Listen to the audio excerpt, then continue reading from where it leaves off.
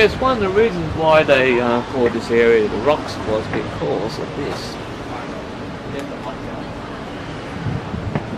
The area was dominated by these rock formations.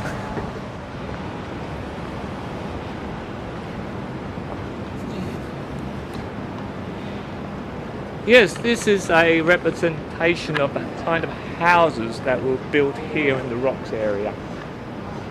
As you can see, we have the remains of the buildings that were built here in the 19th century, early century. As you can see, it's quite small.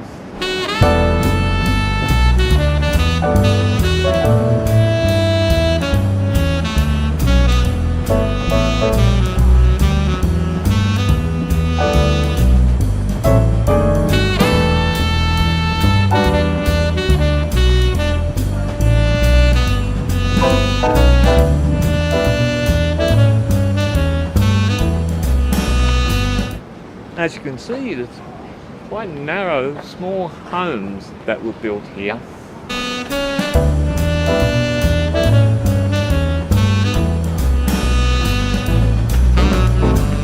As you can see, by that the buildings were built right into the rock face, which is why it was known as the Rocks, this area, because it's just different levels of rocks. They eventually leveled out a lot more, put those buildings in there.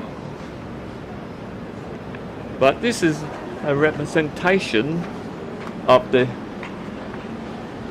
living space, really.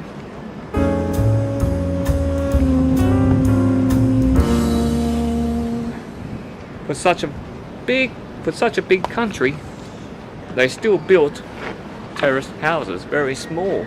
But this is where a lot of the workers who lived in this area lived. They got jobs on the docks, on the wharves. So can you imagine what it was like to be living here back in the 1800s, 1880s up to the 1920s and things like that? Pretty cramped.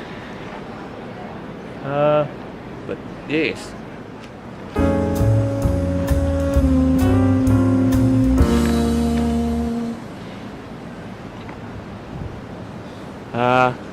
It's all very different now to what it was back then. But this is the rock wall.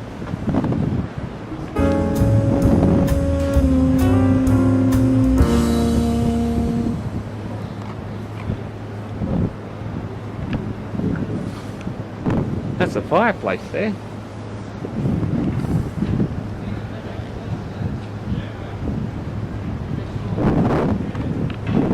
As you can see, it's pretty much in the rock face. Very intense. Climbing up the stairs to go to bed.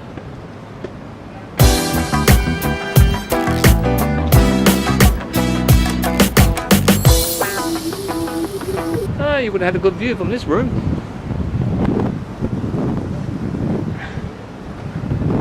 Yep. The Rocks, ladies and gentlemen. That is why it's called the Rocks. The reason why they had the steps was because this was blocking this.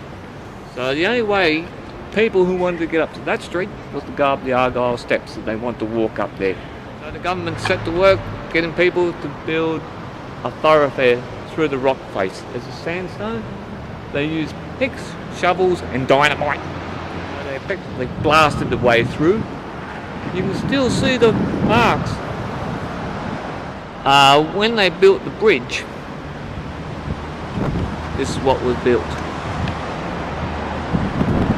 Yes, the Argyle Cut became a tunnel when they built the road approach to the Sydney Harbour Bridge in 1920s, 1932.